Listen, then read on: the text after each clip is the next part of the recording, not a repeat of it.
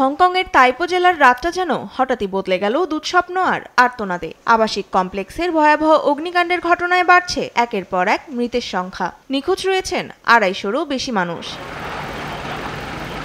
বুধবার হংকংয়ের তাইপো জেলার ওয়াংফুক কোর্ট আবাসিক কমপ্লেক্সে ভয়াবহ অগ্নিকাণ্ডের ঘটনায় এখন পর্যন্ত মৃতের সংখ্যা 90 ছাড়িয়েছে, যার মধ্যে রয়েছেন 11 জন দমকল বাহিনীর সদস্য। আহতদের অনেকের অবস্থা এখনো আশঙ্কাজনক থাকায় মৃতের সংখ্যা আরও বাড়তে পারে বলে আশঙ্কা করছে স্থানীয় প্রশাসন।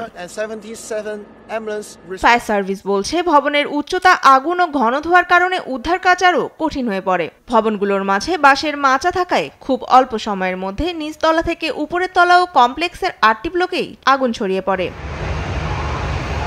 প্রাথমিক তদন্তে পুলিশ জানায়, ভবনের জানালা ও বাইরের অংশে যে বাঁশের মাচা, চাল, প্লাস্টিক শিট, ফোম বোর্ড ব্যবহার করা হয়েছিল সেগুলো আগুন রোধী নয়। এসব দাহ্য উপাদান আগুনের গতি ও তীব্রতা কয়েক গুণ বাড়িয়ে দেয়। আগুন লাগার স্থানে অসাবধানতাবশত ফোমের প্যাকেজিং ফেলে রাখার অভিযোগে 3 জনকে আটকও করেছে পুলিশ।